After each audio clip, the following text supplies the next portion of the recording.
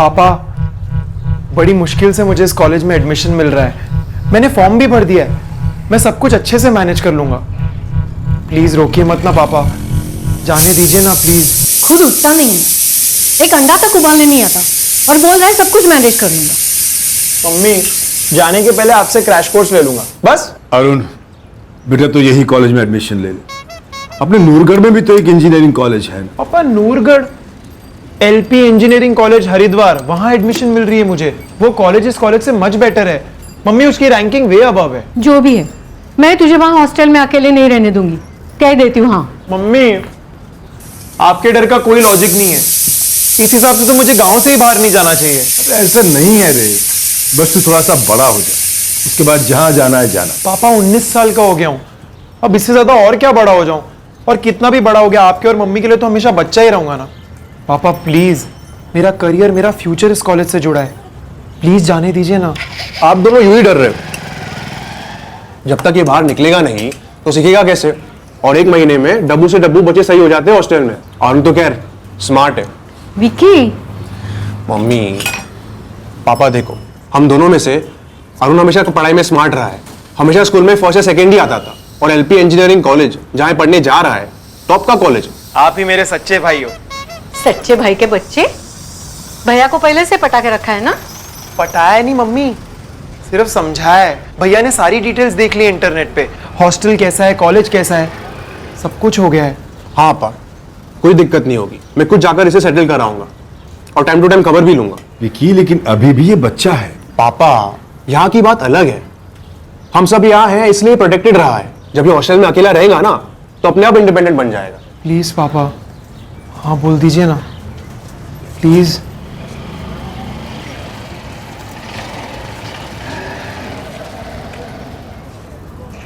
ठीक है बेटा, अब जब तूने फैसला कर ही लिया है और विकी भी तेरे साथ है, तो ले ले एडमिशन।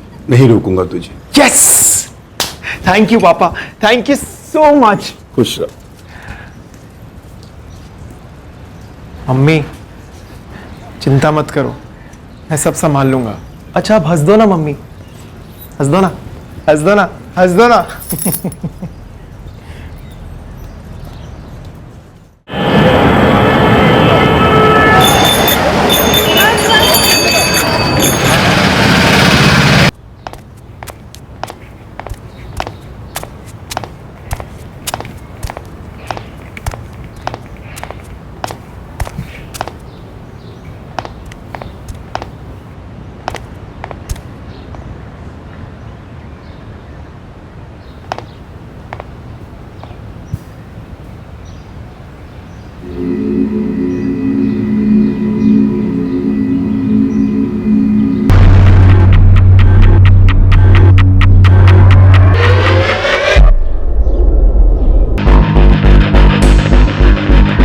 अरुण गुप्ता नाम है सर, एमबीए का स्टूडेंट था। ये घर प्रोफेसर सुजीत सोलंकी और उनकी वाइफ शमिता सोलंकी का है। उन्होंने ही सुबह रिपोर्ट किया था हमें सर। ये अरुण किराएदार था इस घर में? नहीं सर, सुजीत सोलंकी अरुण के प्रोफेसर थे। एमबीए कंप्लीट करने में उसकी हेल्प कर रहे थे, कम से कम खर्चे में। एक फैमिली फंक्शन था लखनऊ में। मेरी वाइफ शमिता के कजन के बेटे का नामकरण था। 4 दिन पहले गए थे, आज सुबह 8:30 के आसपास लौटे हम।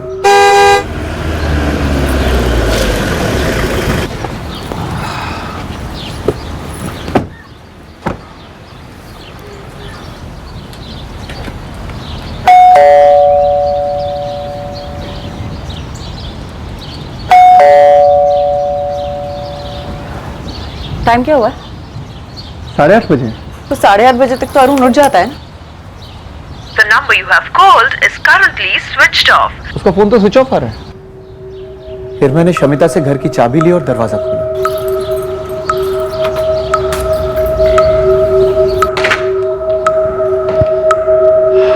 शमिता। हाँ जी। 1 कप चाय बना दोगी प्लीज? हाँ मैं बना देती हूँ। अब अरुण से भी पूछ लो, उठा दो उसको। उसका 9:30 बजे का लेक्चर है ना?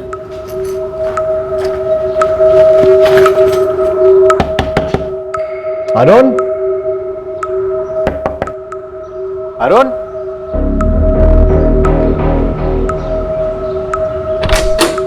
अरुण। फिर तुरंत आपको फोन किया सर। बेड के नीचे बॉडी आपको नजर नहीं आई? जी नहीं। बॉडी हमने डिस्कवर की। प्रोफेसर साहब ने कहा कि वो दोबारा कमरे में गई नहीं। ये लड़का अरुण गुप्ता कहाँ से बिलोंग करता था? नूरगढ़, जिला मेरठ। इसकी फैमिली भी वहीं रहती है? जी, घर में पेरेंट्स हैं और साथ में एक बड़ा भाई भी। आपने उन्हें इन्फॉर्म कर दिया? अभी तक कुछ नहीं किया, हम लोग वैसे ही इतने शौक में थे। उनका नंबर तो होगा ही आपके पास, प्लीज इन्फॉर्म कर दीजिए। जी, उसके बड़े भाई विक्रम का नंबर है।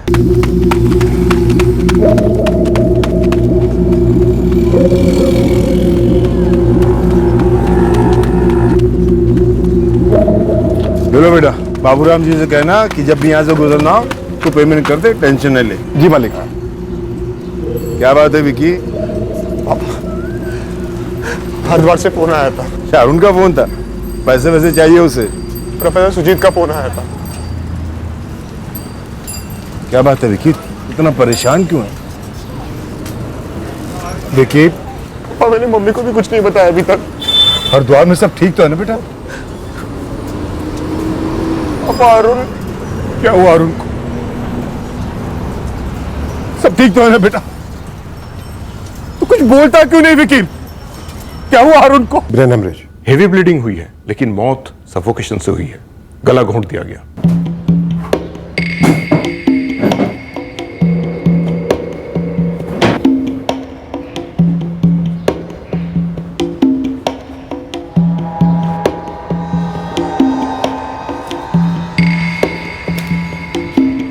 मिला? हर कोना छान मारा, फिर भी नहीं मिला।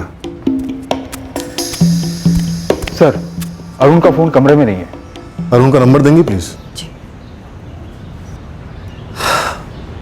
अरुण के फैमिली को इन्फॉर्म कर दिया, वो लोग तुरंत निकलने वाले हैं यहाँ के लिए। ये अरुण का नंबर।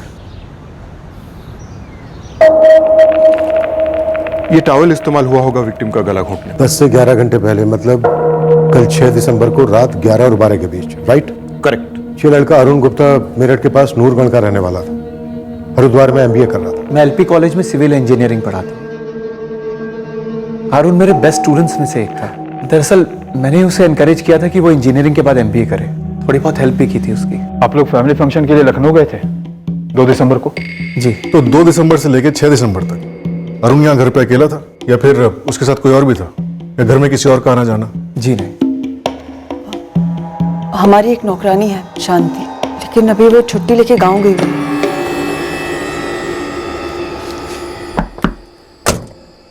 अरुण, कल सुबह हम लोग लखनऊ जा रहे हैं। जी सर, आपने बताया था। हाँ, और शांति भी 4 दिन की छुट्टी पे जा रही है, तो तुम घर में अकेले रहोगे, मैनेज कर पाओगे ना? Of course sir, no problem, मैं बाहर खा लूंगा। अरुण, ये चाय पत्ती है और ये चीनी है, और दूध सिर्फ कल तक के लिए फ्रिज में रखा है, उसके बाद तुम्हें मार्केट से लाना पड़ेगा। डोंट वरी, मैं मैनेज कर लूंगा। अच्छा, तुम्हारे पास पैसे हैं ना? जी हाँ है, आप टेंशन मत लीजिए। Thank you. भाभी, मैं निकलूं? हाँ शांति, तू जा, लेकिन 7 तारीख तक लौट आना। हम लोग भी सुबह 8:30-9 बजे तक आ जाएंगे लखनऊ से। 10:30 बज गए, अब तक तो शांति को यहाँ जाना चाहिए। मैंने उसे फोन किया था, बोली शाम तक आएगी। कहाँ रहती है? पास ही में कुंती नगर में रहती। वो जो दीवार पर लिखा है, उसके बारे में कुछ जानते हैं आप? फ्रैंकली हम दोनों को कुछ समझ में नहीं आ रहा है, वो दीवार पर जो लिखा है वो क्यों लिखा है। 4 साल से आप अरुण को जानते हैं। उसकी कोई गर्लफ्रेंड थी? सर, हुई भी होगी तो मुझे उसके बारे में नहीं पता। जब इंजीनियरिंग कर रहा था तब कहाँ रहता था? हॉस्टल में। हॉस्टल का कोई दोस्त, एमबीए का, इंजीनियरिंग का, मोहल्ले से किसी को जानते हैं आप? जी हाँ, कुछ लोगों को जानता हूँ। अरुण ने हम तीनों का हरिद्वार क्यों बुलाया? मैं कुछ समझी नहीं। आप लोग कुछ ढंग से बता भी नहीं रहे हो मुझे। विक्की, अरुण ठीक तो है ना? कुछ हुआ है क्या? आप लोग मुझे बता क्यों नहीं रहे हो कुछ?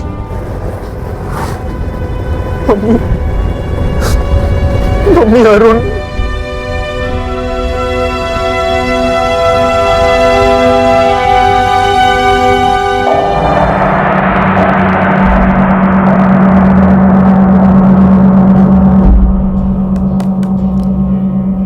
रिवेंज किलिंग का केस लगता है। पार्ट टाइम एमबीए और पार्ट टाइम जॉब कर रहा था ये लड़का अरुण। पेरेंट्स और बड़ा भाई ऑन द वे है सर। पोस्टमार्टम रिपोर्ट के हिसाब से मर्डर कल रात 11 और 12 के बीच हुआ। ब्लड स्ट्रीम में अल्कोहल पाई गई है और पेट में अनडाइजेस्ट खाना, और घर में जो ये सारी चीजें मिली हैं, इनके हिसाब से तो यही लगता है कि इसने किसी के साथ पिया, खाया और फिर शायद उसी ने मर्डर कर दिया होगा अरुण का। सर अरुण का फोन मिसिंग है, मैंने उसके कॉल रिकॉर्ड्स मंगवाए, उसी से पता चल सकता है अरुण ने खाना कहाँ से ऑर्डर किया था। शायद डिलीवरी बॉय ने उस दूसरे शख्स को देखा हो जो उस टाइम अरुण के साथ था। पता करो। और ये जो संदेशा छोड़ा गया रेप वाला, इसके बारे में प्रोफेसर साहब और उनकी पत्नी कुछ बोले? उन्हें इस बारे में कोई भी आइडिया नहीं। उनके घर की नौकरानी शांति भी 5 दिन से छुट्टी पर थी। आज सुबह आना था उसे, और अब शाम को आने वाली है। शांति से सारी डिटेल्स निकलवाओ, कौन आता था, कौन जाता था, लाइफ क्या थी अरुण की। और आसपास के पुलिस स्टेशंस में ये भी चेक करो कि अरुण के खिलाफ रेप, मोलेस्टेशन, छेड़छाड़ के कोई केस दर्ज तो नहीं है। सर केतवाल, अरुण के सभी दोस्तों से बात करो, कॉलेज, ऑफिस, सब जगह।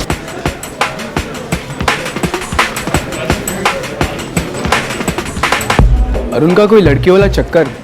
नो सर, हमने तो कभी कॉलेज में सुना ही नहीं। हर प्रोफेसर हमेशा अरुण गुप्ता की मिसाल देता है। टॉपर जो था। अच्छा तुम लोग अरुण के जूनियर्स हो, करंट स्टूडेंट्स हो, अरुण के क्लासमेट्स कहाँ मिलेंगे? और हॉस्टल में उसका रूममेट कौन था? करण था ना सर, बेस्ट फ्रेंड भी और रूममेट भी।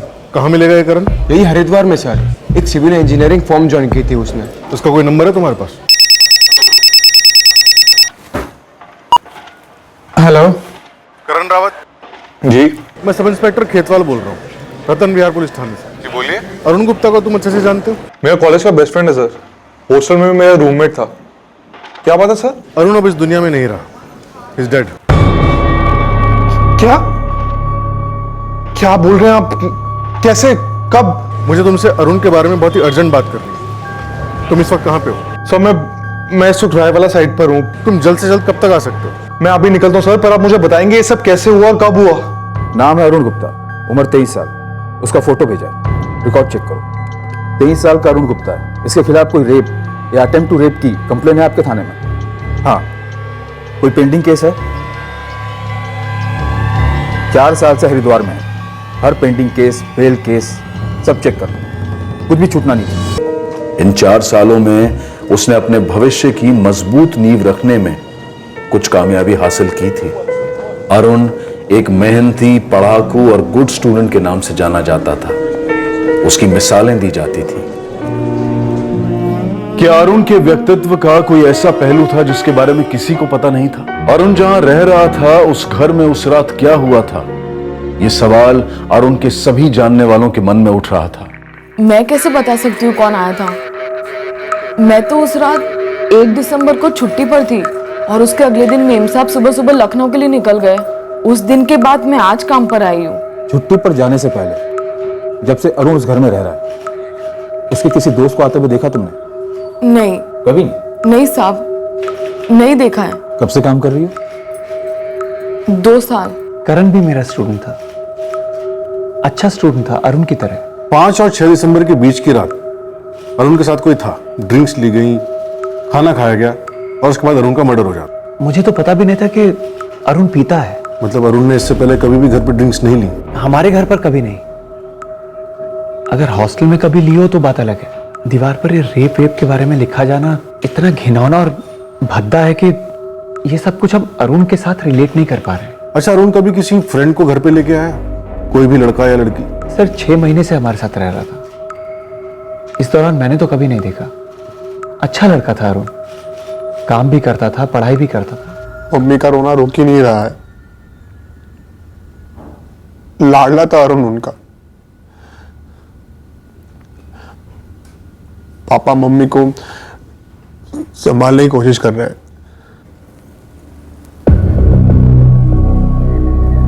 सर ये नामुमकिन है, ये कोई साजिश है अरुण को बदनाम करने की। कौन बदनाम करना चाह रहा होगा अरुण को, वो भी अरुण के जाने के बाद? तुम्हें शक है किसी पर? मुझे नहीं पता सर, पर होगा उसके दोस्तों में से कोई। कौन सा दोस्त?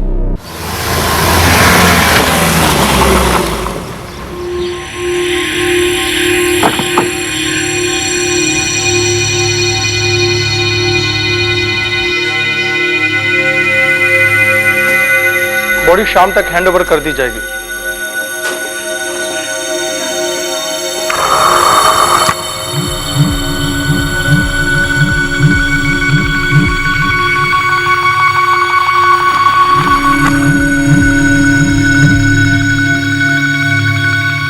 ये सब कैसे हुआ सर? हम भी वही जानने की कोशिश कर रहे हैं करण। मैंने पेपर में पढ़ा, उसके कमरे की दीवार पर जो लिखा है। तुम कुछ जानते हो उस बारे में? सर अरुण ऐसा नहीं कर सकता। नहीं मतलब आप हमें यह बताने की कोशिश कर रहे हैं कि हम अपने बच्चे को जानते नहीं थे, अब आपसे जानेंगे कि वो क्या कर सकता था और क्या नहीं। मेरा इंटेंशन आपको हर्ट करने का बिल्कुल नहीं था। मैं एक सीधा सा सवाल आपसे पूछ रहा हूं कि क्या उसका कभी गांव में कुछ हुआ था, कोई दुश्मनी? दोस्त तो उसके रहे होंगे, 12वीं तक तो वो गांव में ही था ना। गांव में कभी किसी के साथ कुछ हुआ था? प्लीज याद कीजिए। अरुण की कोई गर्लफ्रेंड नहीं थी सर। तुम्हारी कोई बहन है?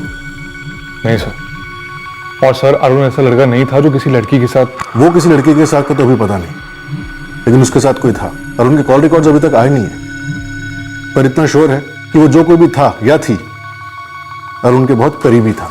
ड्रिंक्स लिए गए, खाना खाया गया और उसके बाद आराम से उसका मर्डर कर दिया गया। कौन हो सकता है वो करण?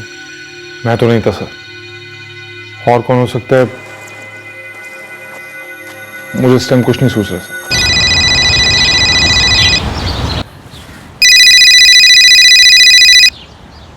हाँ विक्की भैया। मयंक, हाल ही में तेरी अरुण से बात हुई थी कभी? नहीं भैया, हाँ कुछ 1 आध महीने पहले हुई थी, वो भी कुछ खास नहीं, सिर्फ हाय हेलो। क्या हुआ भैया? अरुण ने कभी किसी लड़की गर्लफ्रेंड वगैरह का जिक्र किया तुझसे?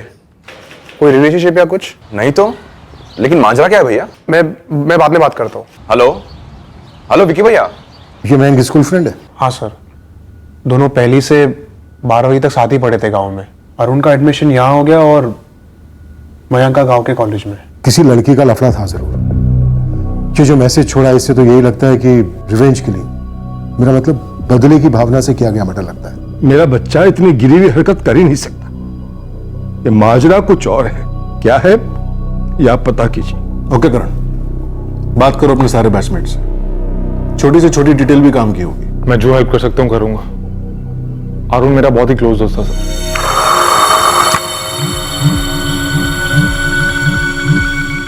हरिद्वार के सारे पुलिस स्टेशन, नूरगढ़ स्टेशन, हर जगह के रिकॉर्ड चेक किए मैंने, पर अरुण के खिलाफ कोई कंप्लेन या केस नहीं है। ये भी तो हो सकता है कि अरुण का किसी लड़की के साथ कुछ हुआ हो और पुलिस कंप्लेंट फाइल ना हुई हो। उस लड़की ने अपने लोगों को बताया और उन्होंने अपना बदला ले लिया हो। फिर लड़की ने जिससे भी शिकायत की होगी वो अरुण के बहुत करीब का रहा होगा, क्योंकि उस रात दोनों साथ में पी रहे थे।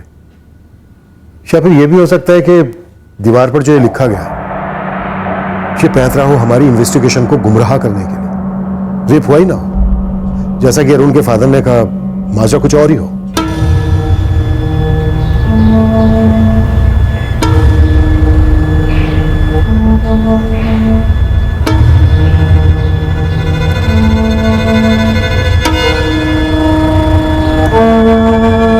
प्रोफेसर सुजीत और उनकी पत्नी शमिता दोनों बड़े दिल वाले, इतनी हेल्प कर रहे थे अरुण की, जो अरुण को अपने घर में रहने दिया, अच्छे से देखभाल की उसकी। कहीं ऐसा तो नहीं है कि इस अच्छाई में कोई खटास आ गया हो? मतलब शमिता, कहीं ऐसा तो नहीं कि अरुण ने कोई लकीर पार की हो और जो कुछ भी हुआ होगा वो घर के भीतर घर वालों के बीच हुआ हो। शायद उस रात उस घर में बाहर से कोई आया ही नहीं। तो फिर वो जो खाना ऑर्डर किया गया था उसका क्या? डब्बे थे और उन पर किसी रेस्टोरेंट की मार्किंग नहीं थी। हमारी टीम स्कैनिंग कर रही है इलाके के सारे रेस्टोरेंट और ढाबों की, पर ऐसा कोई रेस्टोरेंट सामने नहीं आया जहां से प्रोफेसर के घर पार्सल भेजा गया हो। तो फिर सुजीत और शमिता अगली सुबह लखनऊ से आए नहीं होंगे। मेरा मतलब वो कहीं गए नहीं होंगे। सर वो हम बैक चेक कर सकते हैं। पता करो लखनऊ में इनके किसी रिश्तेदार के यहाँ कोई नामकरण था भी या नहीं, और अगर था तो ये वहां पर गए भी थे या नहीं गए थे, और गए थे तो वहां से कब निकले। Right sir. और इनकी वो नौकरानी शांति, क्या ये वाकई में छुट्टी पर थी या इसे छुट्टी पर जाने के लिए कहा गया, या फिर ये भी कहीं नहीं गई, वही थी? इस सब में ये भी शामिल है।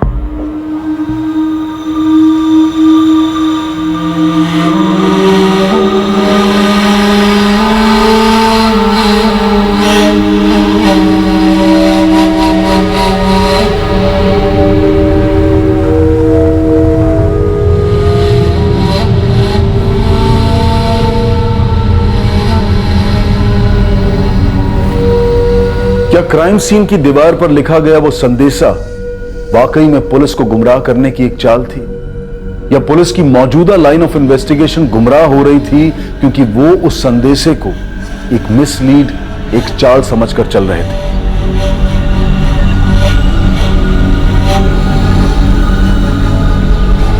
ये कैसा अजीब सा सवाल है सर?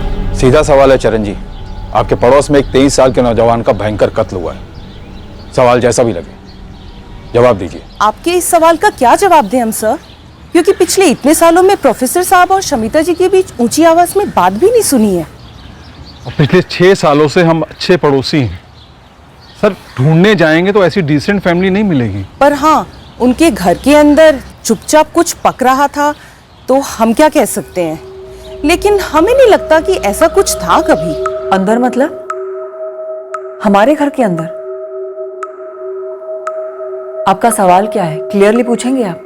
शमिता जी, मैं क्लियरली पूछ रहा हूं, क्या ये सारी कहानी मनगढ़ंत है? अरुण का मर्डर हुआ है सर। लाश मनगढ़ंत कैसे हो सकती है? बोल क्या रहे हैं आप? जी, मैं सब इंस्पेक्टर खेतवाल बोल रहा हूं। आप शमिता सुजीत सोलंकी के चचेरे भाई हैं? श्रीकांत जी, आप बता सकते हैं कि शमिता जी से आप आखिरी बार कब और कहां मिले थे?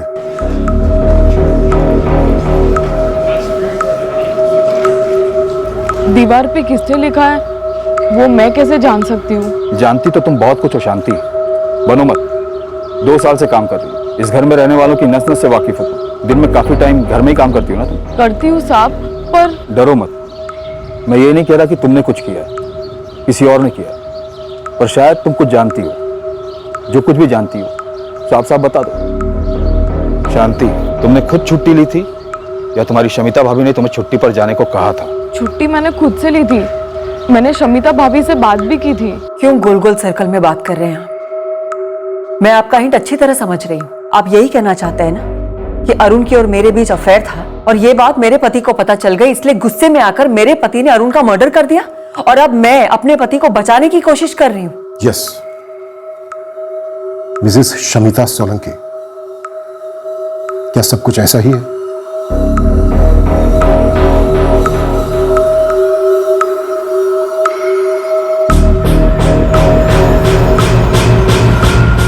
आप एक काम करिए सर, मेरे जान पहचान के लोग या कोई भी अनजान जिससे बात करनी है कराइए, पता कीजिए मेरे और मेरे पति के बारे में। मैं आपको दावे के साथ कहती हूं कि आप जान जाएंगे कि आप बिल्कुल गलत तालाब में जाल फेंक रहे हैं।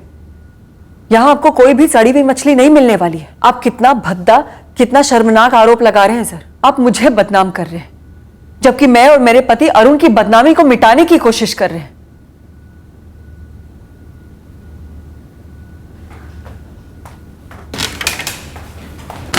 सर, प्रोफेसर और शमिता दोनों लखनऊ में नामकरण के लिए गए थे। 4 दिन वहीं पर ही थे। 2 दिसंबर को वहां पहुंचे थे और 6 दिसंबर की रात को वहां से निकले थे। पवन को कुछ मिला? अभी तक तो कुछ नहीं सर। तो फिर उस रात वाकई में कोई बाहर से अंदर आया था, क्योंकि अंदर की बात तो नहीं लगती। नहीं पापा, किसी लड़की का जिक्र तक नहीं हुआ कभी। तूने कहा था तू उस पर नजर रखेगा, तू वहां जाकर भी आया, फिर ऐसे कैसे हो सकता है कि तुझे कुछ भी नहीं पता? मम्मी, मुझसे कुछ छुपा नहीं था और मैं कह रहा हूं ना, ये जो बोल रहे हैं सब गलत है। हमारा अरुण ऐसा कुछ कैसे कर सकता है? मेरी तो कुछ समझ में नहीं आ रहा। कभी तो लगता है कि ये नामुमकिन है। हमारा अरुण ऐसा कुछ कर ही नहीं सकता। किसी ने जरूर उसका नाम खराब करने के लिए उस पर इल्जाम लगाया है। कभी लगता है कि शायद हमारा बेटा बदल तो नहीं गया था, वाकई ऐसा कुछ था और किसी ने हमारे बच्चे को जान से मार दिया। इतना ब्राइट स्टूडेंट, कितना बढ़िया फ्यूचर था उसके सामने। शमिता उसके माँ बाप से, उसके भाई से आंखें नहीं मिला पा रहा था। मैं इतने सारे सवाल पूछ रहे थे मुझसे, जिन सवालों का कोई जवाब नहीं था मेरे पास। पुलिस भी मुझसे बहुत सारे सवाल पूछ रही थी। उन्हें शक है कि उस रात बाहर से कोई अंदर आया ही नहीं था। जो कुछ भी हुआ है वो हमने, आपने और मैंने मिलकर किया है।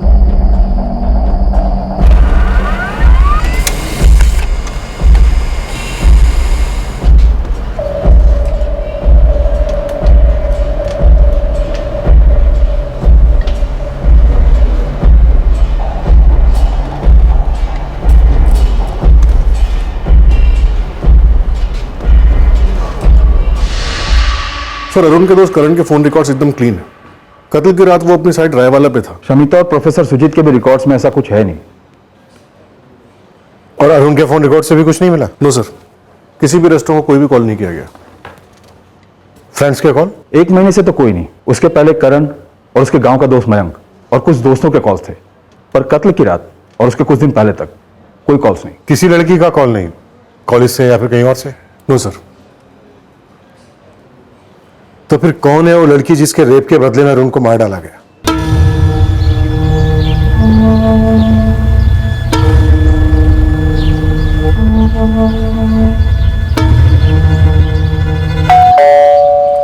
शांति, वो नौकरानी, उसका भी कोई एंगल नहीं बनता।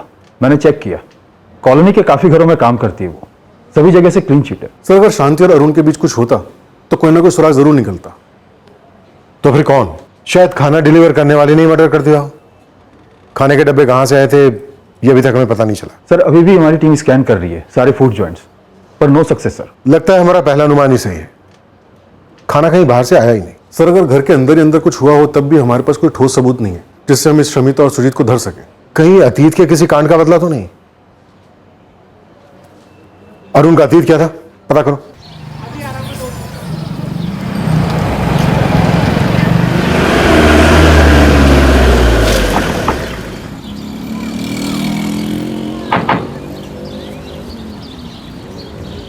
स्कूल में नहीं सर, स्कूल में ऐसा कुछ नहीं हुआ था। स्कूल में नहीं तो गांव में कुछ?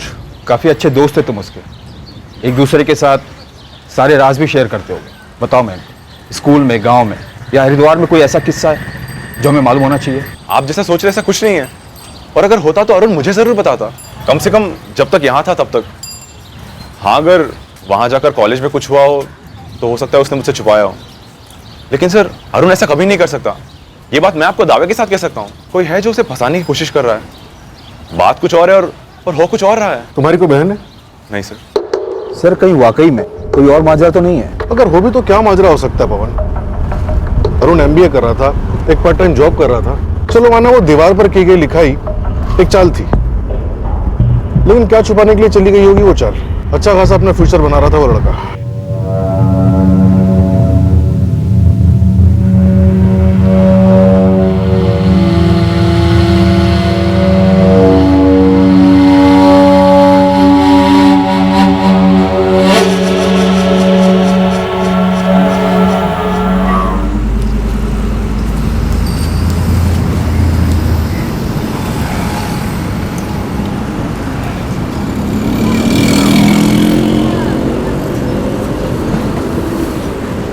हाय।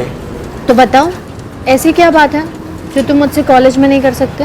मेघा, वो कुछ फीलिंग्स हैं। फीलिंग्स?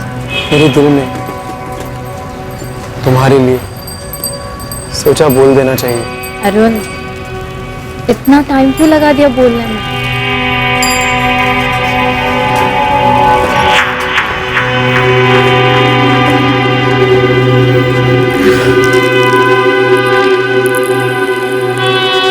हुआ क्या था ये मेघा को पता था या नहीं ये किसी को नहीं पता, लेकिन मेघा ने सामने आकर कुछ नहीं बताया। ये एक एंगल था जो पुलिस को कहीं और से तब पता चला जब उन्हें इस केस में पहला ब्रेक थ्रू मिला।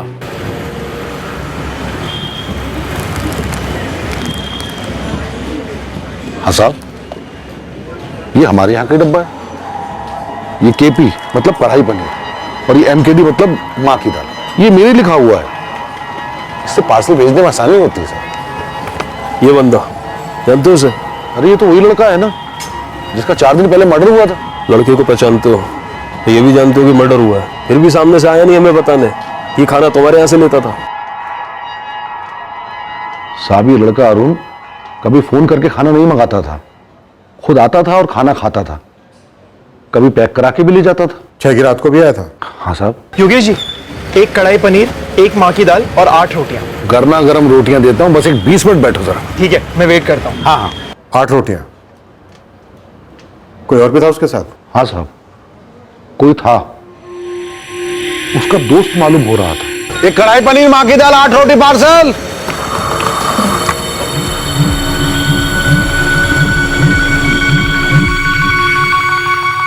ये था? ये तो करण है साहब, अरुण के कॉलेज का दोस्त। ये भी ढाबे पे आया करता था, लेकिन उस दिन ये नहीं था। ये तो प्रोफेसर साहब हैं। ये भी नहीं थे साहब। तो फिर कौन योगेश? कौन था उस रात उसके साथ? ये तो नहीं था।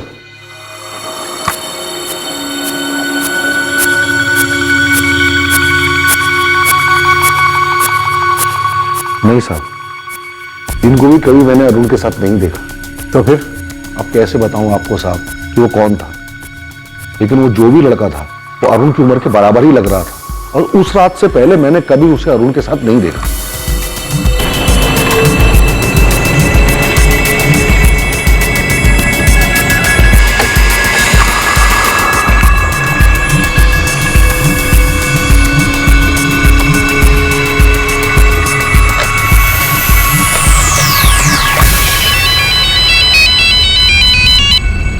हाँ पवन, कुछ मिला?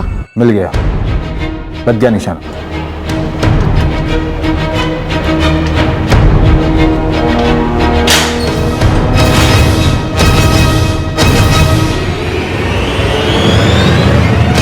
क्या हुआ सर? मुझे ऐसे ही यहां क्यों लाया गया? मैंने क्या किया? मर्डर किया तूने। अपने बचपन के दोस्त अरुण का मर्डर किया है। अब हमें तू ये बता कि क्यों किया है? क्या कुछ भी बोल रहे हैं आप लोग? मैं अरुण का मर्डर क्यों करूंगा सर?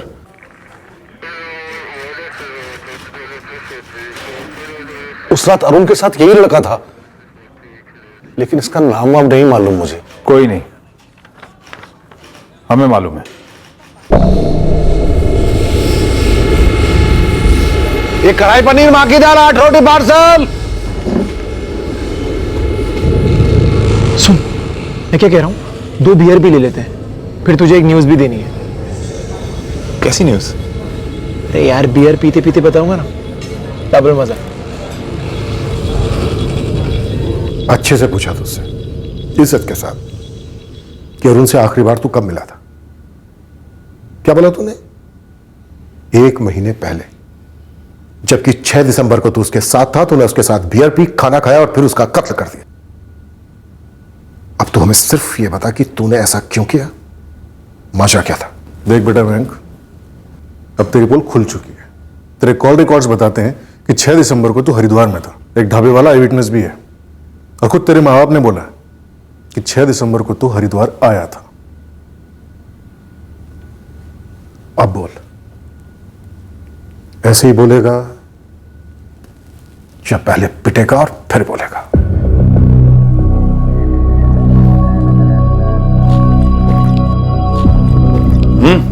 चल बता, क्या बात है? तुझे याद है, तू मुझे मेघा को लेकर चिढ़ाता था? हाँ तो? सही चिढ़ाता था। क्या मतलब? मतलब ये कि मेघा अच्छी लड़की है, बहुत अच्छी लड़की। और ये तुझे अचानक अब पता चला? नहीं रे, पता तो पहले ही था, लेकिन अब थोड़े दिनों से ऐसा लग रहा है कि मैं भी उसे लाइक करता हूं।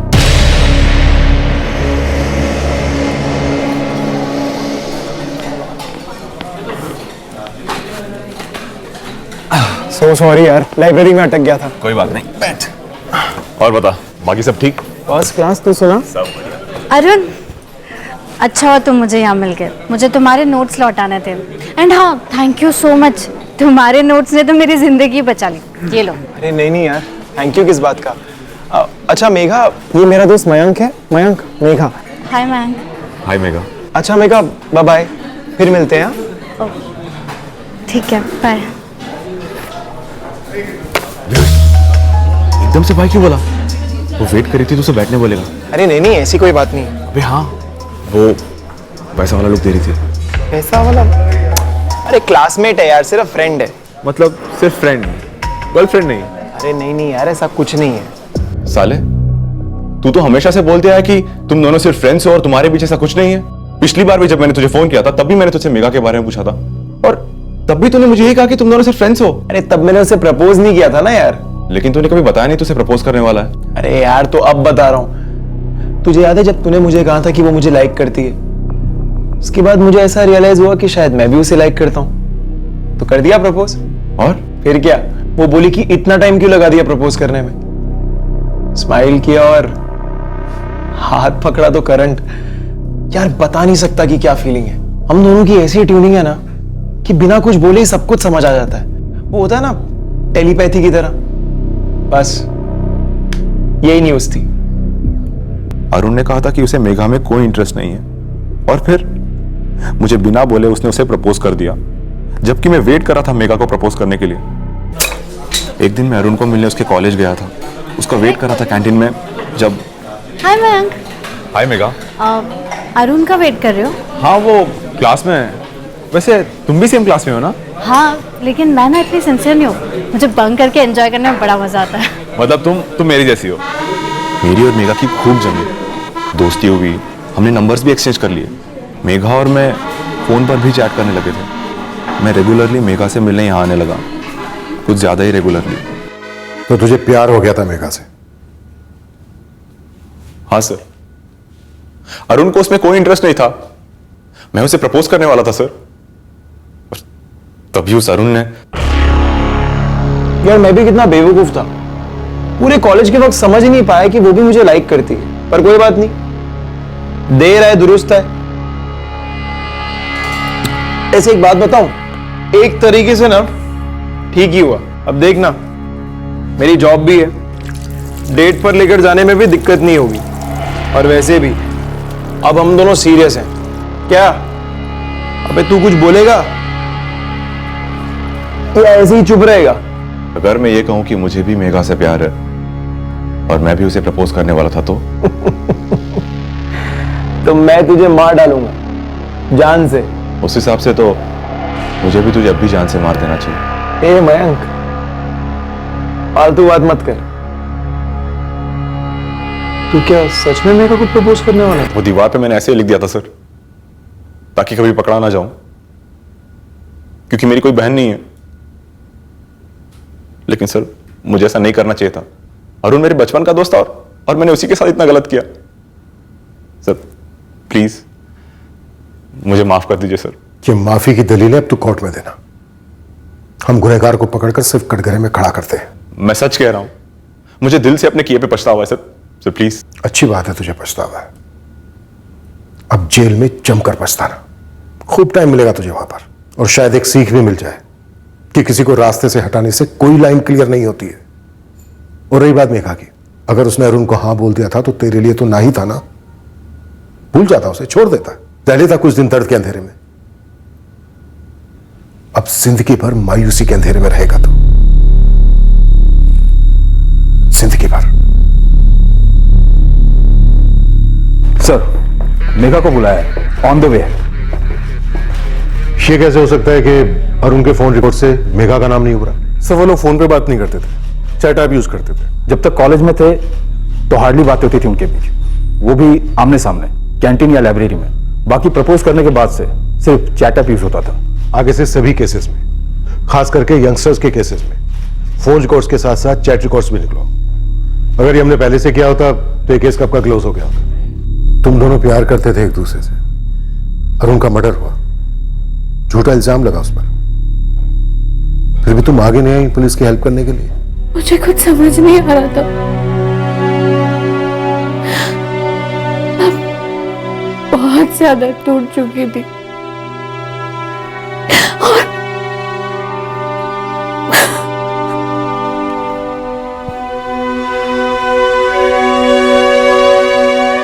हम लोग स्टूडेंट्स को इतने सारे सब्जेक्ट्स पढ़ाते हैं, लेकिन बेसिक इंसानियत कैसे सिखाए कोई? कितना अच्छा लड़का था, कितना होनहार था, मुझे यकीन ही नहीं हो रहा है सब। और वो मयंक भी तो उसी के जैसा था, यंगस्टर, होनहार। इट्स स्ट्रेंज, अपनी फीलिंग्स को इस तरह से बॉटल अप करने का क्या मतलब? जान ही ले ली, वो भी अपने सबसे अच्छे दोस्त की। 4 साल पहले जब अरुण घर छोड़कर गया था, उसके मां बाप के दिल में घबराहट थी। आज जब वो अपने बेस्ट फ्रेंड के हाथों मारा गया है, मां बाप के दिल में सिर्फ खालीपन है, दर्दनाक खालीपन।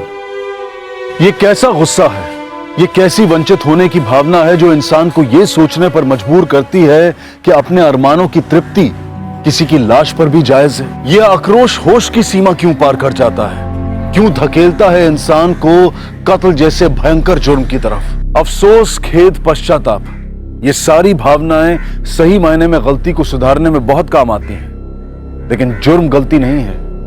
ये एक ऐसा उल्लंघन है जिसमें कानूनी सजा को भुगतना अनिवार्य है। ये इम्तिहान कंपलसरी है। मयंक पर आईपीसी की धारा 302 के तहत कत्ल के लिए और धारा 201 के तहत सबूत मिटाने के चार्जेस लगाए गए हैं।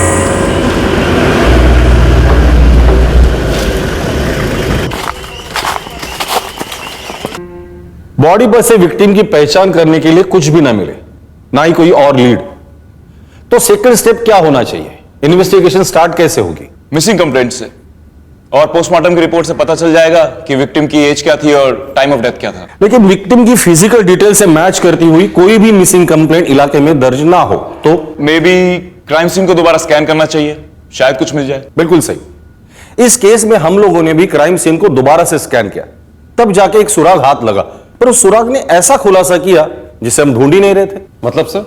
मतलब हर इन्वेस्टिगेशन आपको एक मुकाम तक पहुंचाती है, पर जरूरी नहीं वो वही मुकाम हो जहां पहुंचने के लिए आप लोग निकले थे।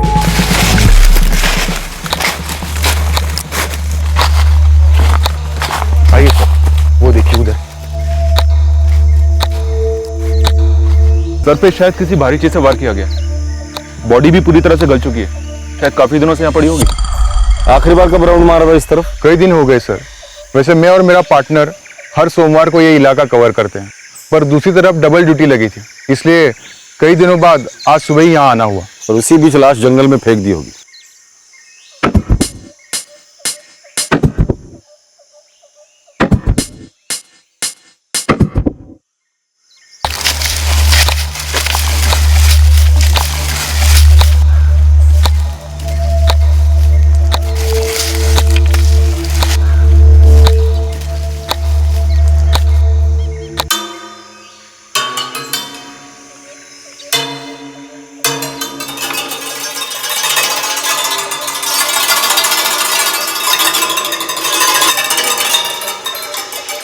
किंग हो सकता है सर कातिल या कातिलों ने विक्टिम की पहचान मिटाने के लिए उसके शरीर से कपड़े उतारे होंगे और अपने साथ ले गए होंगे, और कपड़े ले जाते समय ये बनियान या तो छूट गई या उनसे गिर गई होगी। क्या आप बता सकते कि 25 से 30 दिन पहले? ना मुश्किल है, मगर हाइट बता सकता हूं, वो भी लगभग।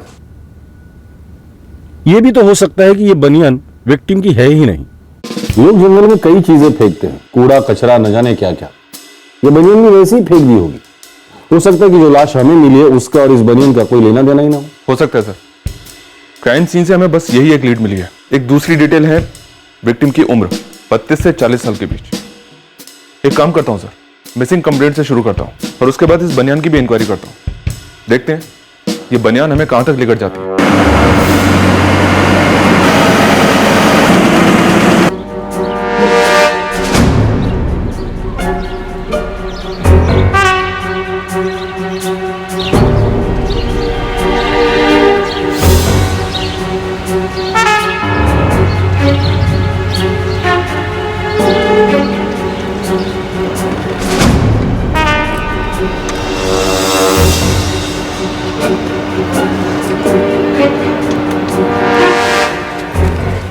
किंग, अभी तक तो कभी सुना नहीं सर। ये ब्रांड तो अपने इधर का नहीं लगता, तो फिर किधर का हो सकता है? बहुत मुश्किल है बताना, क्योंकि ये बनियान में छोटे मोटे ब्रांड भी काफी चलते हैं। पर ये ब्रांड है तो सही, लेबल भी लगा हुआ है। लेकिन साहब, छोटे ब्रांड रास्ते पर भी तो बिकते हैं, ठेलों पर, वहां भी चेक कर लो।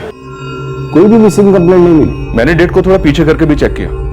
मतलब हमें डेड बॉडी मिली 12 अक्टूबर को। पोस्टमार्टम में हमें बताया गया कि मर्डर तकरीबन 25 से 30 दिन पहले हुआ है, यानी कि 12 से 17 सितंबर के बीच। तो सर मैंने 10 सितंबर से फाइल स्कैन करनी शुरू की, लेकिन कोई भी मैचिंग मिसिंग कंप्लेंट नहीं मिली। और उन केसेस में जो लोग घर से भाग गए थे इतने टाइम में तो वो लोग भी घर वापस आ गए। ऐसा भी तो हो सकता है कि इसकी किसी ने मिसिंग कंप्लेंट लिखवाई ना हो। अगर ऐसा है सर, तो विक्टिम की पहचान करना काफी मुश्किल होगा। बनियन से कुछ लीड मिली?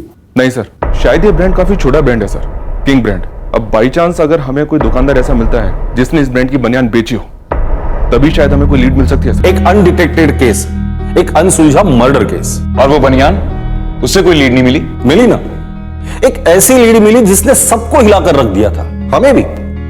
ये जो केस था ये बहुत ही रेयर और अजीब साबित हुआ। इसकी इन्वेस्टिगेशन हम एक पेचीदा जाल में लेकर गई, रिश्तों के जाल में।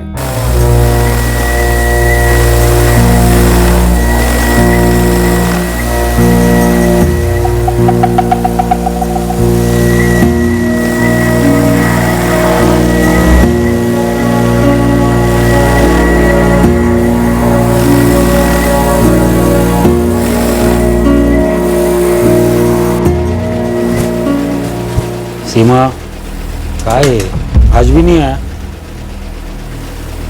विक्रम भाऊ काही कळतच नाही हो, असं समजेन असं झालंय सगळं। मैं और इंतजार नहीं कर सकता, इसकी पगार तो कटेगी। अब तो इसकी जगह पे मैं किसी और को भी ढूंढ रहा हूँ। मी समजू शकते भाऊ।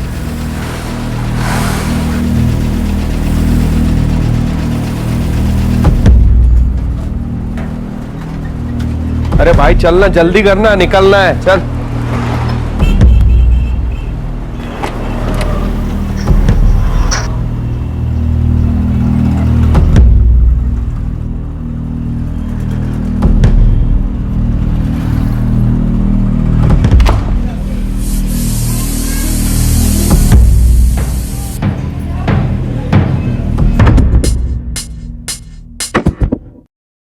सोलापुर?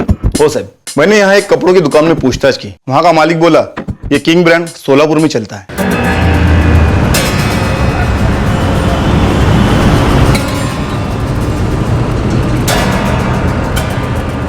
सोलापुर का लोकल ब्रांड है, बहुत ही छोटा, यवतमाल तक तो पहुंचता ही नहीं है। विक्टिम सोलापुर का हो सकता है सर। सोलापुर के सारे पुलिस स्टेशन को मिसिंग कंप्लेंट की रिक्वेस्ट भेज दो। Khadse circle police station Solapur. बोला सर यवतमाल पुलिस को एक डेड बॉडी मिली है और डिटेल यहाँ के एक मिसिंग कंप्लेंट से मैच कर रही है। डेट? 11 सितंबर। इस दत्ता शिंदे की एग्जैक्ट हाइट ना उसकी पत्नी बता सकी ना उसकी बहन, लेकिन कुछ लोगों से हमने पूछताछ की तो उन्होंने बताया कि करीबन 5 फीट 9 इंच होगी। उसकी उम्र 36 साल है। 11 सितंबर से वो लापता है और आपने कहा मर्डर 25 से 30 दिन पहले हुआ है। हो सकता है हमें जो लाश मिली वो दत्ता शिंदे की है। बॉडी की हाइट 5 फीट 10 इंच है। और ये भी तो हो सकता है कि दत्ता शिंदे की हाइट बताने में बाकी के लोगों ने गलती की है। हो सकता है। रोक ले सर। लगता है ये बनियान हमें आगे तक लेकर जाएगी। रिक्शा।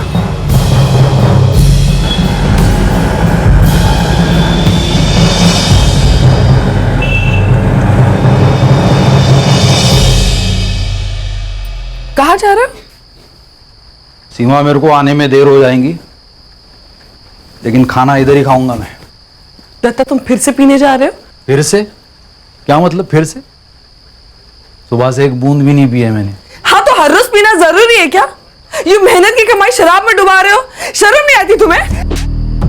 ये किचकिच करके ना तू मेरा बैलेंस डुबा रही है, समझी? कसला बैलेंस रे? कसला बैलेंस? हाँ, जिंदगी डूब रही हमारी। अपना नहीं तो सचिन के बारे में तो सोचो। कमा नहीं रहा हूं क्या साली मैं? देख, ये जो भी मैं कमाता हूं ना वो इसलिए कि मेरा बैलेंस सही है। हर रोज 2 क्वार्टर इधर दिमाग में मेरे ऑयल जाता है। तू मेरा बैलेंस बिगाड़ने की कोशिश मत कर। किसी दिन मैं वापस लौटूंगा नहीं तो तू और ये सचिन दोनों डूब जाओगे हमेशा के लिए।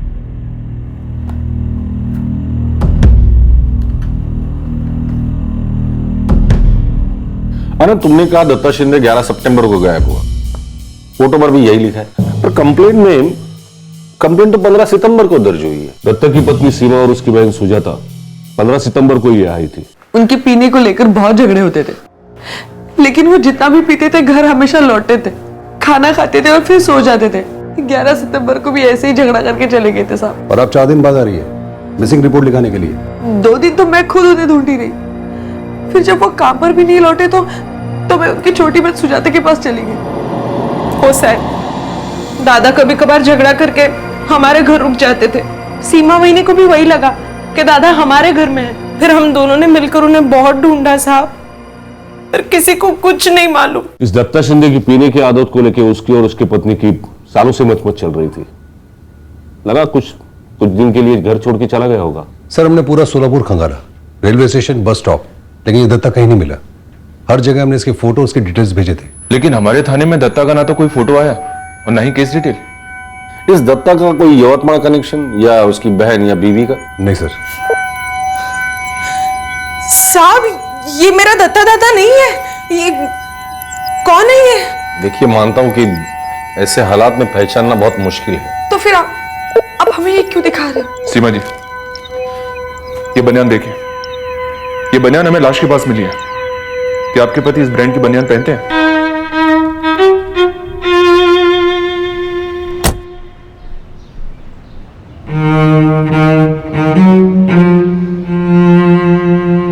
दत्ता की बनियान तो घर पर है, पर मुझे मालूम नहीं कि वो किंग की है या नहीं। आप दिखा सकती है हमें?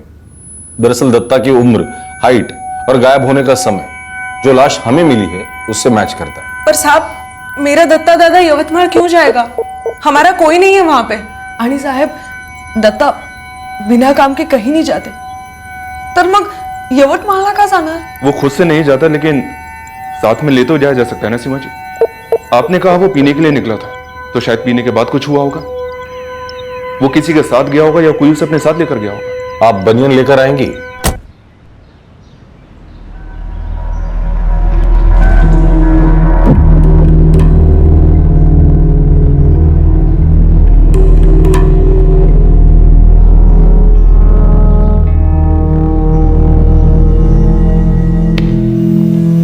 ये दत्ताची बनियान, वो फोटो मेरे दादा का नहीं है। उसको कोई क्यों मार डालेगा? उसकी किसी के साथ कोई दुश्मनी वगैरह नहीं थी साहब। दत्ता यवतमाळ पहुंच ही नहीं सकते। हम सीधे साधे गरीब कामगार लोग हैं साहब। मेहनत करके जो भी 2 पैसा जमाते थे उसे दत्ता दारू में उड़ा देते थे। और वो इतनी दूर यवतमाळ पहुंच ही नहीं सकते जहां पर हम में से कोई भी कभी भी नहीं गया साहब। सर ये किंग ब्रांड की बनियान हमें यहाँ सोलापुर तक तो लेकर आ गई है, पर क्या ये दत्ता शिंदे वाकई में हमारा विक्टिम है? दत्ता शिंदे अभी तक घर लौटा नहीं है और हम लोग श्योर नहीं है कि वही हमारा विक्टिम है।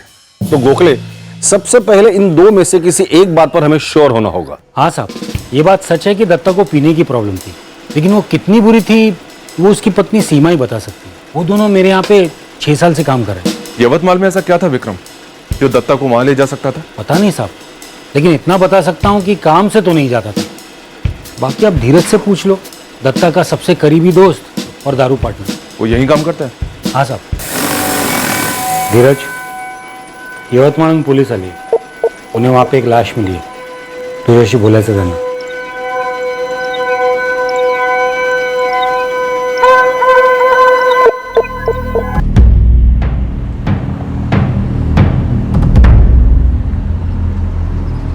आशीष, एक पुलिस वाला आया है यवतमाल से। अच्छा, क्यों? वो दत्ता धीरज से बात कर रहा है। यवतमाल से?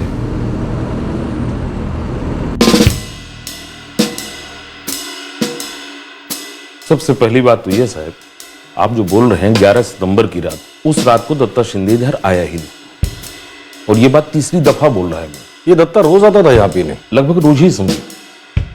लेकिन साहब ये जो 11 सितंबर की बात कर रहे हैं आप, उसके 2-3 दिन पहले से उसका यहाँ आना नहीं हुआ था।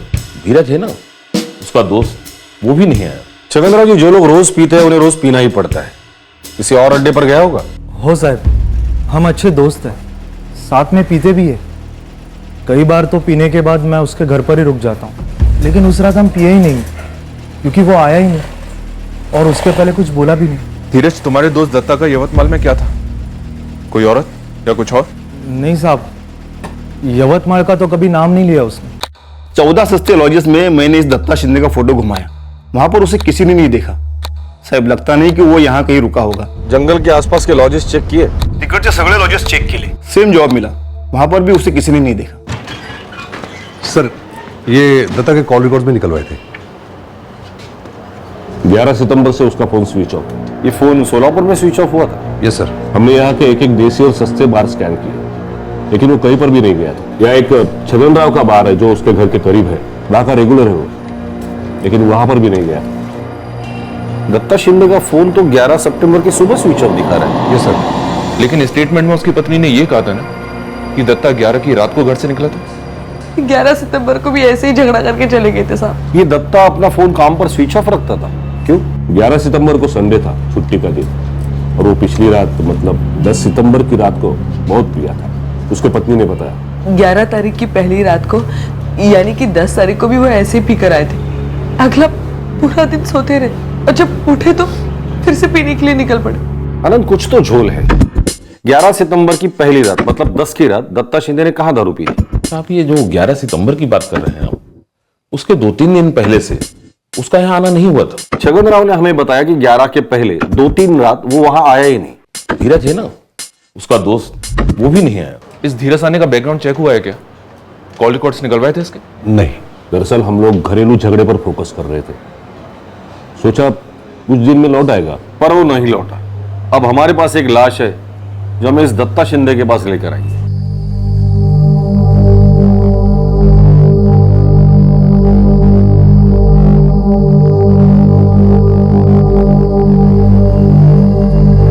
आता मला जायला पाहिजे।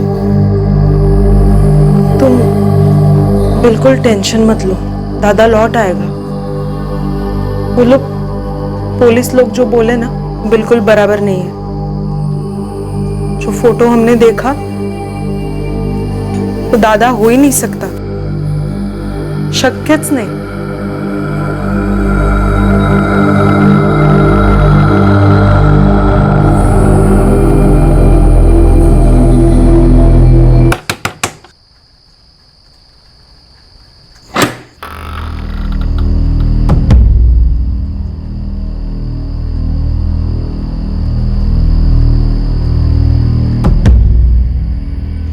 वो यवतमाल के पुलिस वाले फिर से आए थे क्या?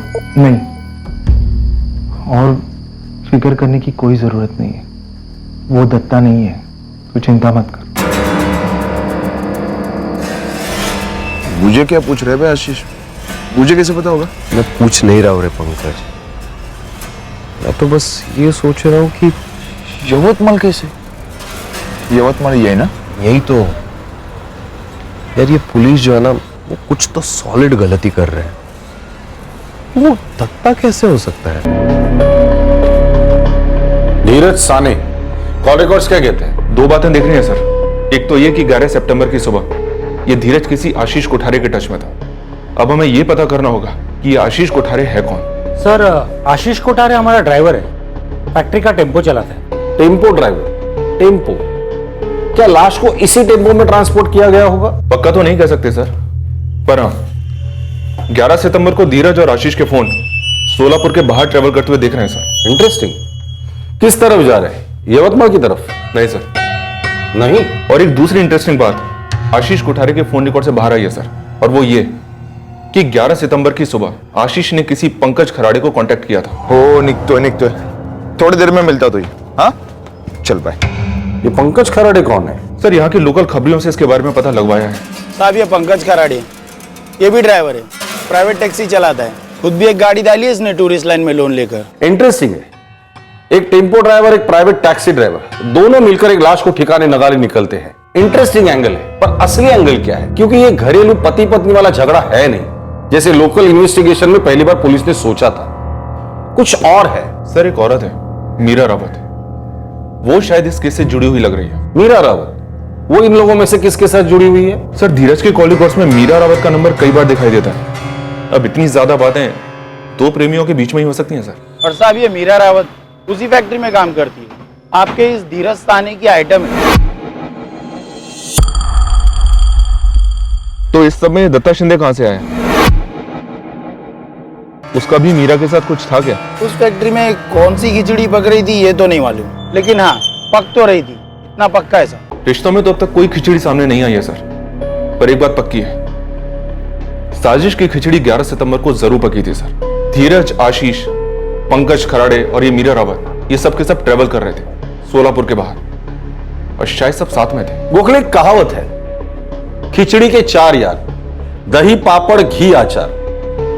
अब देखना यह है कि इस केस में ये 4 यार कौन सी परफेक्ट खिचड़ी पकाने निकले थे, और इस खिचड़ी का हमारे यवतमाल में मिले किंग ब्रांड बनियन के साथ क्या क्या कनेक्शन है। फिलहाल तो कोई भी कनेक्शन नहीं है सर, पर हाँ, ये खिचड़ी दत्ता शिंदे के राज का खुलासा जरूर करवाएगी, क्योंकि खुशबू ऑलरेडी आनी शुरू हो चुकी है सर।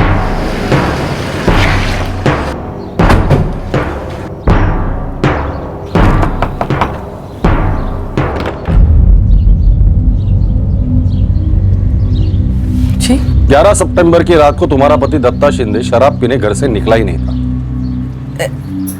ऐसा उन्होंने कहा आपसे? लेकिन वो है कहाँ और घर क्यों नहीं लौट रहा है? दत्ता ने हमें कुछ नहीं बताया, पर हाँ, वो घर क्यों नहीं लौट रहा है इसका जवाब तुम हमें दोगे।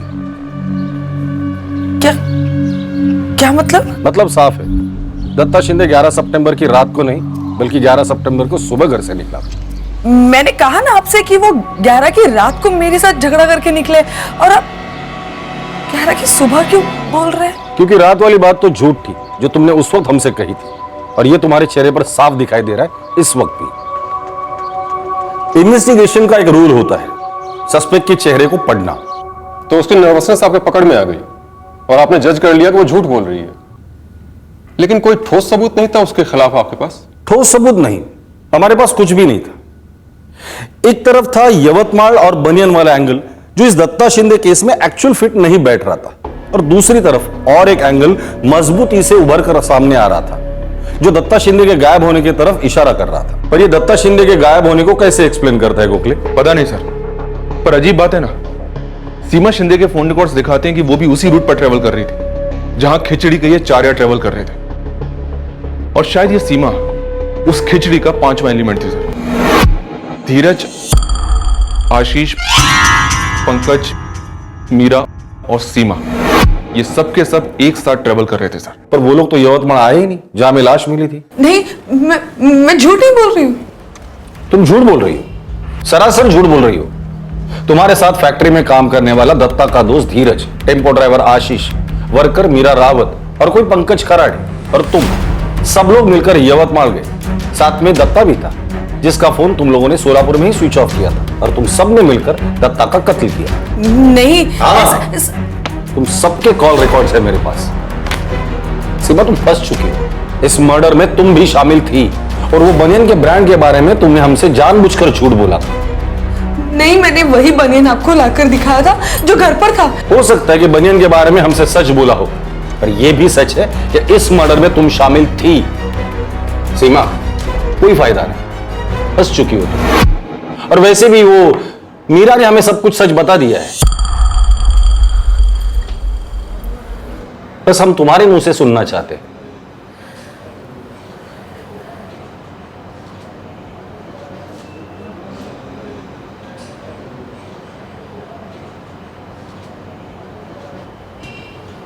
मैं कंटा गई थी साहब,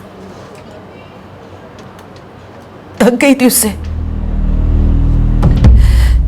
सारी कमाई शराब में उड़ाता था, जब देखो तब नशे में। मैं भी तो इंसान हूं ना साहब, घर की सारी जरूरतें पूरी करने के बाद मेरी अपनी भी तो जरूरतें हैं, शरीर की जरूरतें। और जो जरूरतें मेरा पति नहीं पूरी कर पा रहा था वो धीरज पूरी कर रहा था।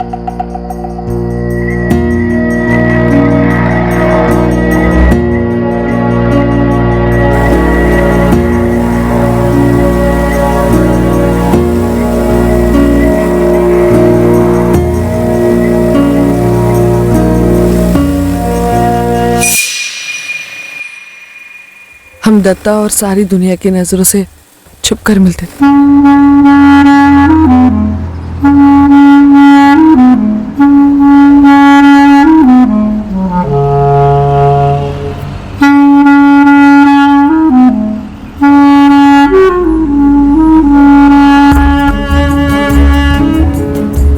मेरी जरूरतें बढ़ने लगी, बदलने लगी। मैं धीरज से आगे बढ़ना चाहती थी।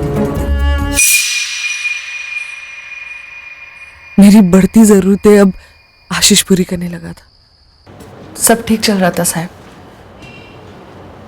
दत्ता से दिल धीरज पर आया था और अब आशीष पर। लेकिन दत्ता रास्ते का कांटा बनने लगा। नहीं साहब। तो फिर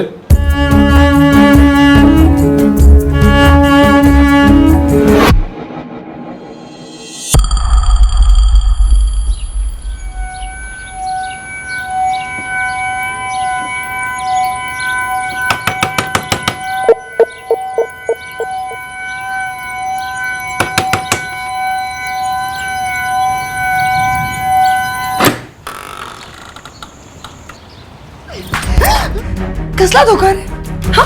और तू होता कौन है धोखेबाजी की बात करने वाला? यार हो तेरा। यार था, अब नहीं है। थक गई हूं तुझसे मैं, समझ गया? ए, हाल तू बड़बड़ करो नको, मेरे को गुस्सा मत दिला। चल जा रे, आला मोटा गुस्सा वाला। देख, अगर मैं धोखा दे रही हूं ना तो सिर्फ अपने पति दत्ता को। तुझे चलने की कोई जरूरत नहीं है। अच्छा, अगर दत्ता को पता चला तो उसे सिर्फ जलन तो नहीं होगी। सोच, अगर उसको पता चलेगा कि उसके पीठ पीछे उसकी पत्नी उसके बच्चे की मां एक नहीं दो मर्दों के साथ सोती है, और वो भी उसके पहचान, धीरज और आशीष।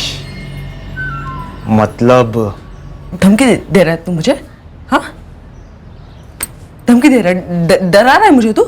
हाँ, उस आशीष को साइड में करने का। अगर वो तेरे आसपास भी दिखाई दिया ना तो तू तो गई काम से। और एक बात याद रख, मैं वो दारू में डूबा दत्ता नहीं हूं।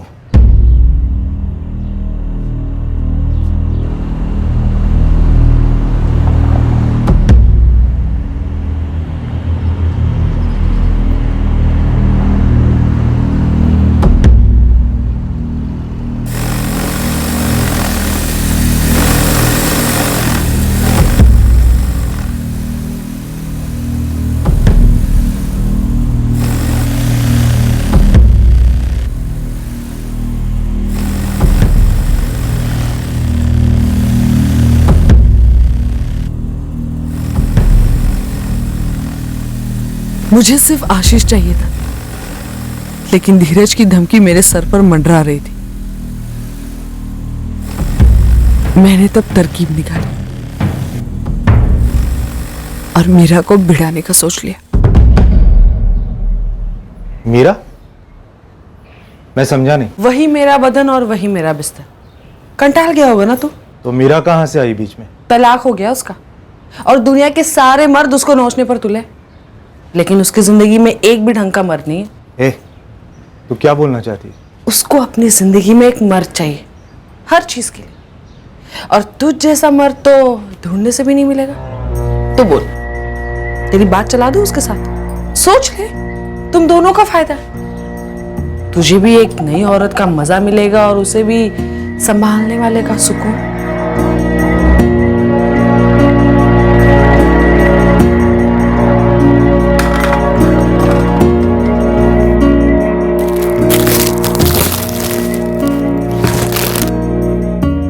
अरे वाह, साड़ी तो बहुत मस्त है रे।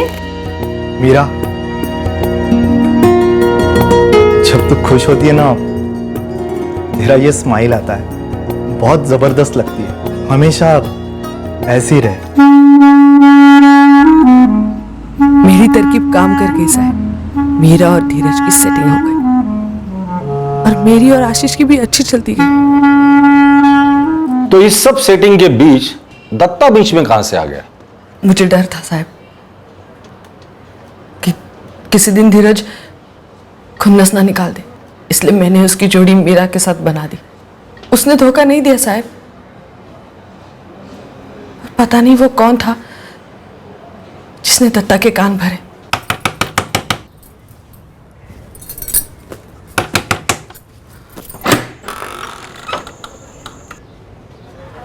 क्या हुआ?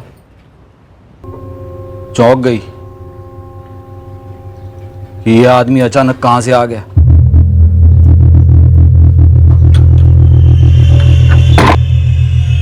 धीरज, हैं? मेरा दोस्त धीरज,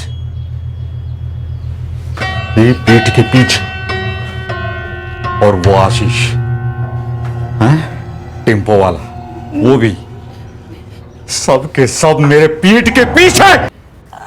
मैं शादी करके तेरे को इधर सोलापुर लाया, तेरे को ये घर दिया, बच्चा दिया, तेरे को काम पे भी लगाया, और इन सब के बावजूद ये बेशर्मी, ये गंदगी है बंद।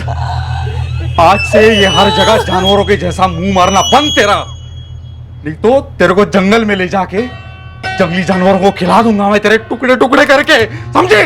मुझे कभी पता नहीं चला साहब कि किसने चुगली की थी, लेकिन की तो थी किसी ने।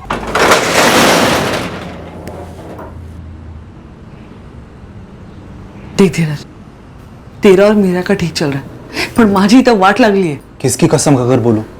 मैंने कुछ नहीं बोला उसको। मुझे पागल कुत्ते ने काटा है जो मैं कुछ बताऊंगी दत्ता को। तू मुझ पे शक कर रही हो सीमा? मुझ पे? दत्ता मुझे भी खुन्नस देता है आजकल, पहले जैसे बात नहीं करता है वो। यार देखो, मैं बोल रहा हूं ना, हम लोगों में से कोई भी नहीं है, वो बाहर का आदमी है जिसने उसके दिमाग में सब जहर भर दिया है।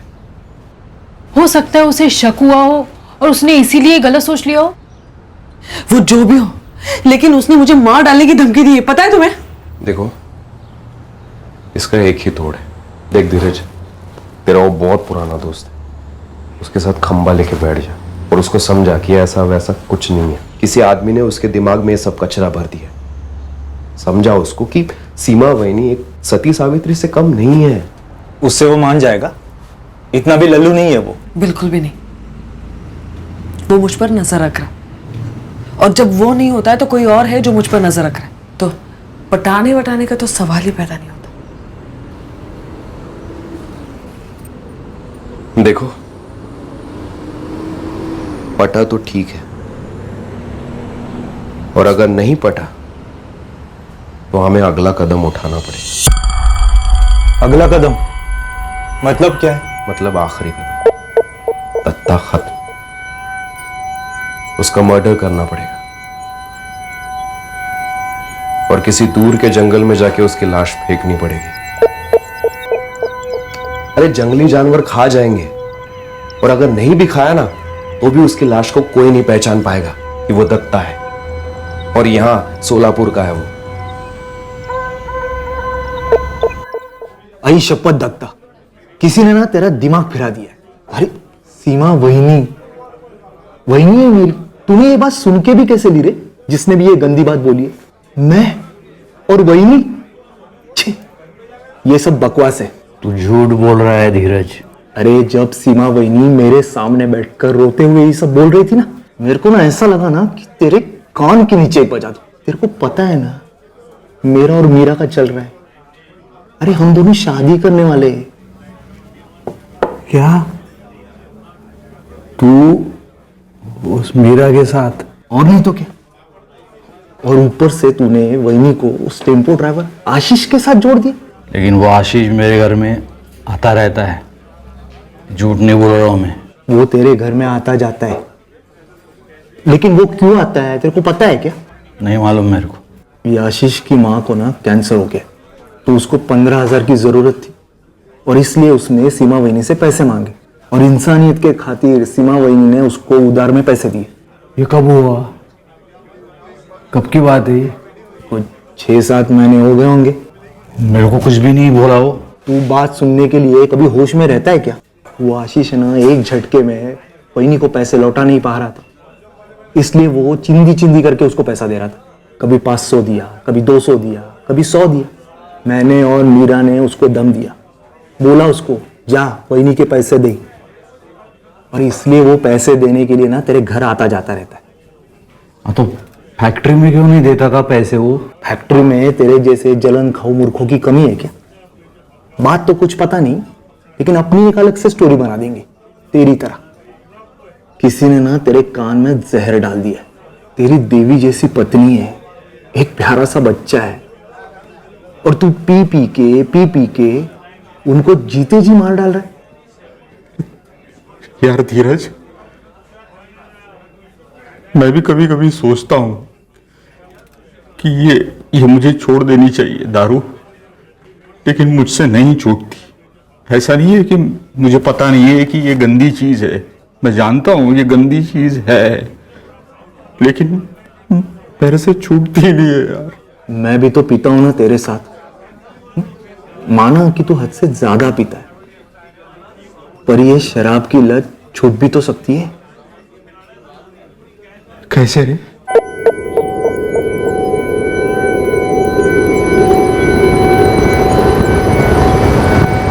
हम एक बाबा को मिलने के बहाने निकले।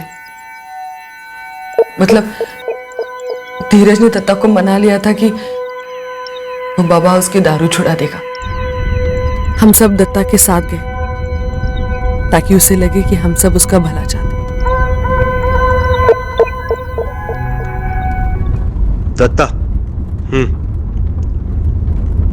अरे ले, बाबा ने खुद बोला है आज आखिरी बार उसे जी भर के पीने दे, क्योंकि आज के बाद ना दोबारा तू दारू की तरफ देखेगा भी नहीं। ले पी लो, आज मैं भी आपको नहीं रोकूंगी।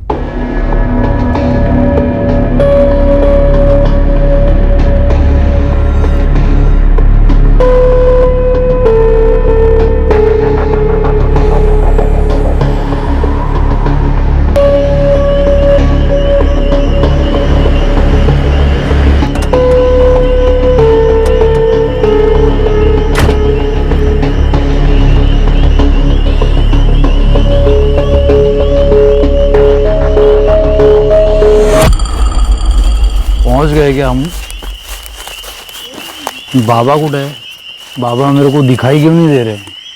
आश्रम कहाँ है उनका? ए धीरज, सीमा कुछ है? और मीरा कहाँ है? वो पीछे से आ रहे। तू चल मेरे साथ, पहले ना हम दोनों मिलेंगे बाबा से। ये बाबा इधर ही है, जंगल के अंदर। हम सब ने मिलकर दत्ता को मार डाला ताकि मेरा और आशीष का आराम से चलता रहे। एक बात बताओ सीमा, दत्ता की लाश को यवतमाल के राजपुर जंगल में फेंका था क्या? जी नहीं। तो मध्य प्रदेश में कहीं फेंका था क्या? क्योंकि तुम सबके फोन की आखिरी लोकेशन मध्य प्रदेश में खंडवा के आसपास दिख रही है। नहीं साहब, हमने दत्ता को नागपुर के पास रामटेक जंगल में मार डाला। सुनो, मैंने दत्ता को मना लिया है। इस रविवार को हम बाबा से मिलने जाएंगे। First class. आशीष, हम दत्ता को यहाँ सोलापुर में नहीं मार सकते और ना ही उसे इस तेरे टेम्पो में लेके जा सकते, तो हमें एक ढंग की भाड़े की गाड़ी लगेगी। देखो, वो सब मेरे ऊपर छोड़ दो। मेरा एक दोस्त है जिसकी खुद की गाड़ी है और वो आदमी भी भरोसे वाला है। पंकज ना? शायला, तुझे पंकज के बारे में कैसे पता? मुझे कैसे मालूम? मतलब क्या तूने तो मुझे बताया था उसके बारे में। मैंने कब बोला? अरे उस दिन नहीं क्या तूने मुझे उसके बारे में बताया? क्या बात कर रहा है? एक बात याद रखना पंकज, आशीष को हमारे बारे में कुछ भी पता नहीं चलना चाहिए। तुमसे ज्यादा मुझे फिक्र इस बात की। आशीष मेरा बचपन का दोस्त है, तो तुम भी अपना मुंह बंद रखना। ऐसा हो ही नहीं सकता कि मैं तुझे पंकज के बारे में बताऊं। तो मुझे क्या सपना आया था कि पंकज नाम का तेरा कोई बचपन का दोस्त है जो किसी ट्रैवल वाले की टैक्सी चलाता है? तूने ही तो बताया था मुझे। क्या हो गया तेरी याददाश्त को आशीष? अरे छोड़ो यार, अपने प्लान पे ध्यान दो। दत्ता को कहाँ खत्म करना है उसके बारे में सोचते, और फिर उसे कहाँ ठिकाने लगाना है ये भी सोचना है।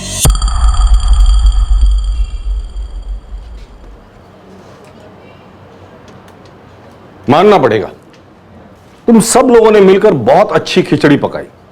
खिचड़ी के सारे मसाले सामने भी आ गए, सिवाय एक के।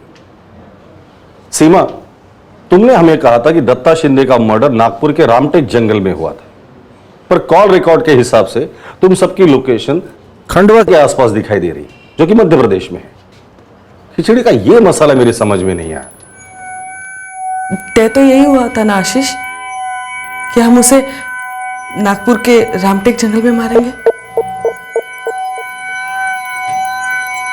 सर, हमने दत्ता को खंडवा के पास के जंगल में मार डाला और उसकी लाश वहीं फेंक दी। हाँ मतलब प्लान तो यही बना था रामटेक नागपुर का, लेकिन हमने रास्ता बदल दिया। मतलब मैंने और आशीष ने सोचा कि आउट ऑफ स्टेट जाए तो बेस्ट रहेगा, सेफ रहेगा। ताकि आप लोग हम तक कभी पहुंच नहीं पाओगे। हाँ देशमुख जी, आप सही बोल रहे हैं। 16 सितंबर को यहाँ पास के जंगल में हमें एक आदमी की लाश मिली थी। हमने लाश के फोटोग्राफ्स ले लिए थे, लेकिन उसका चेहरा थोड़ा बहुत पहचान में आ रहा था। उतना याद नहीं है कि लाश की फोटो और डिटेल्स हमने सोलापुर भेजी भी थी या नहीं। हमने एक हफ्ते वेट किया और फिर हमने उस लाश का अंतिम संस्कार कर दिया। ठीक है, लाश के फोटोग्राफ्स हमें भेज दीजिए। दत्ता शिंदे की लाश मर्डर के 5 दिन बाद वो बनियान हमें सोलापुर तक ले गई थी। वैसे देखा जाए तो कंप्लीट मिसलीड थी, गलत रास्ते पर थे हम लोग। पर क्या हुआ, एक अनसुलझा मर्डर केस हम लोगों ने सॉल्व किया। आपको क्या लगता है कि अगर वो मिसलीड नहीं मिली होती तो दत्ता शिंदे मर्डर केस कभी सॉल्व नहीं होता, अनसुलझा ही रहता? नहीं सर, बिल्कुल नहीं रहता। करेक्ट। वैसे देखा जाए तो यह केस बहुत ही पेचीदा था, रिश्ते और धोखेबाजी की अच्छी खासी खिचड़ी थी। पर क्या हुआ, सक्सेसफुली क्लोज हुआ। और अब ये यवतमाल में लाश मिली है, उसका केस जब तक सॉल्व नहीं होता हम लोग चैन से नहीं बैठेंगे। इन्वेस्टिगेशन का मंत्र समझ लीजिए, कभी भी गिव अप मत करना। क्रिमिनल के इस भ्रम को तोड़ते रहिए कि वो जुर्म करके बच के निकल सकता है। दत्ता शिंदे की पत्नी सीमा शिंदे, धीरज साने, मीरा रावत, आशीष कोठारे और पंकज खरड़े को आईपीसी की धारा 302 के तहत हत्या के लिए, धारा 201 के तहत सबूत मिटाने के लिए और धारा 34 के तहत कॉमन इंटेंशन के लिए गिरफ्तार किया गया है। सभी आरोपी इस वक्त जुडिशियल कस्टडी में हैं और ट्रायल का इंतजार कर रहे हैं। फिर मुलाकात होगी अगले एपिसोड में एक और चौंका देने वाले केस के साथ। इस तरह के और भी एपिसोड देखने के लिए हमारे चैनल को सब्सक्राइब करें और बेल आइकन दबाना ना भूलें।